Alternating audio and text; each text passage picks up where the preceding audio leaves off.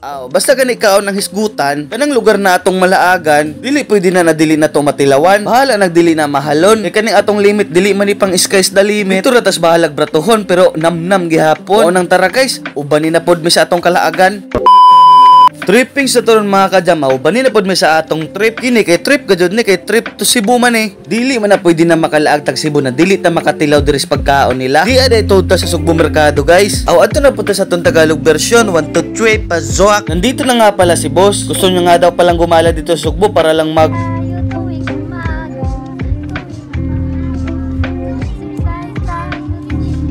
diba? Gusto lang pumunta sa Sugbo Merkado para lang mag-exercise tuwing umaga daw. Kaya dito na nga kami namili guys ng mga gusto naming kainin. Sa picture pa lang talaga namang matatakam ka. Kaya na may napatripan ko na i-try kung ganun din ba talaga sa picture at saka sa personal. Si Ate Iron nyo naman talaga kahit saan mo dalhin talagang barbecue is life. Sabi ko nga sa kanya barbecue na nga sa Surigao, barbecue pa rin dito sa Cebu. Sagot niya lang sa akin, hayaan mo na. Ganun talaga ang buhay. Kaya na mahinayaan ko na lang din. Nakakapagod na rin kasi pilitin kung anong gusto niyang kainin. Ito nga pala siya nag-order guys, ginaapurado. Kaya naman hindi mo na talaga kailangan mag-apurado kasi yung tindahan ni apurado na makakain ka. Hindi lang pala chicken barbecue yung mga tinda nila. Meron din silang mga seafoods, yung mga nukos, yung mga tawag nito, pusit, inihaw na pusit, mga hipon. Mayroon din guys, napakarami. Kaya na may habang hinihintay namin yung in-order namin, ito namang tambay-tambay lang kami, tsaka kwento-kwentuhan about life. Tsaka flex na rin natin ditong lugar guys, kung gaano karami yung tao. Ayan paikot natin, diba?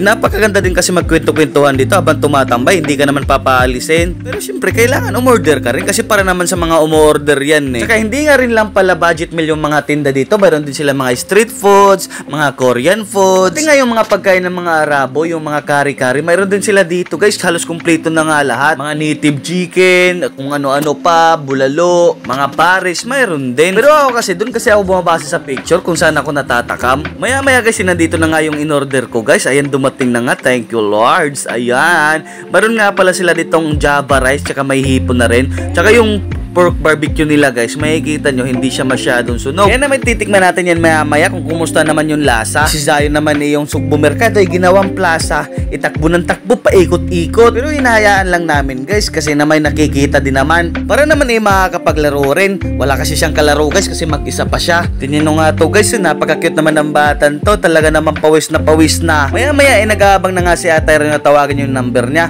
Ayun, thanks God daw, tinawag na nga.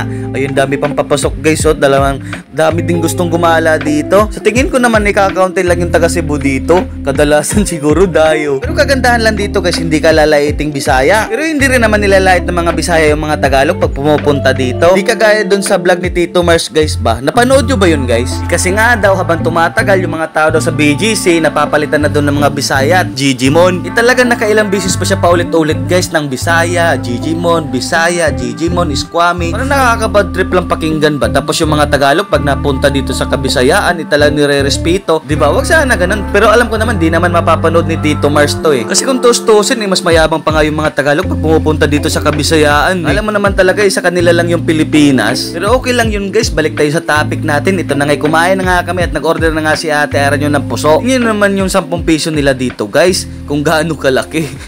kahit dalawang order lang yung orderin mo, talaga namang mabubusog ka. Kaya ito na nga, kumain na nga si Ate Iron yung una niyang inulam isaw. Ayan, nakagandahan daw dito sa isaw nila, hindi daw mapait. Di ba kadalasan sa mga ma-order natin minsan may mapait din.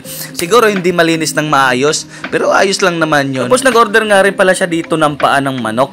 Ayun, di ba? Tamang kain-kain lang dyan mga par. Sa mga hindi pa kumakain, ayan. Kung wala kayong idea kung saan kayo kumain, lalo na pag located kayo sa Cebu, try nyo dito sa Sugbo Merkado. Pero sa tingin ko naman, pag nakatapak ka dito sa Cebu, talagang una mong pupuntan ni Sugbo Merkado. Kasi nga, tourist spot na rin kasi to. Lalo na pag usapang food trip yung pag-usapan, talaga namang pumapasok agad sa isip mo, Sugbo Merkado tayo guys. Saka kahit hindi ka kakain dito sa Sugbo Merkado, napakadami mo pa rin pwedeng galaan kasi located siya sa IT Park. Mayroon din naman siyang mga ibang pagkain, mga ibang stall, mayroon din silang mall, nandito yung Ayala. O, diba? Saan ka pa? Kahit isang lugar lang yung pupuntahan mo, talaga namang sulit na yung buong araw mo.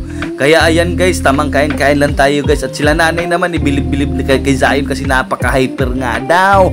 Talaga namang sayaw na sayaw. Talaga namang kinakalabit pa kasi ni Zion na, nanay, sasayaw ako. Kaya naman sila nanay, tamang nood-nood lang din. Ayan guys, yung kanilang Java rice nga pala guys ay mayroong halong pusit. Pag i-rate ko tong pagkain nila ay siguro nasa 9 to 10 sa tingin ko.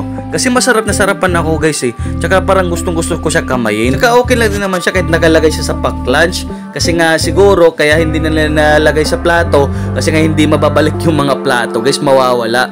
Ito kasi tamang tapo na lang pagkatapos mong kumain. Kaya yun guys, di na nga ako nakatiis, kinamay ko na talaga. Masarap din kasi talaga siya. Pero para sa akin, kahit anong pagkain naman, masarap para sa akin. Hindi naman ako namimili. Ano pa bang tinitin nyo? Abay, kumain na rin kayo, guys. Bumili na kayo kaagad ng pagkain nyo. Sabay tayong kumain. Ay, napakasarap mga paro. Lalo na yung liempo nila. Napakalabot ng liempo nila, guys. Talaga naman sulit na sulit ang paggalan namin dito. Si ate nyo pa ngayon nakulangan. 2 puso lang yung in-order niya. Kaya naman, ayun, nagdagdag pa siya ng 1 puso. Kalaki naman kasi ng puso nila dito, guys. So, kung makikita nyo. At syempre, hindi naman pwede kung walang mixology. Mixology. Ayun guys, macology pala. Nag-order rin kami ng, may mga ano kasi sila guys, may mga drinks sila ba na mga lemon juice, cucumber juice, parang mga healthy drinks daw ba? Healthy drinks. Tingnan nyo si Zion guys, diba? Nagkakalula ka agad. Tuwan-tuwa naman yung mga nanay. Sabi na, ang lupit naman ng batang to, sumayaw talaga, hindi mahiyain. Kaya yan guys, tamang inom-inom lang tayo dyan mga par. Kasi nga syempre patapos na itong ating video.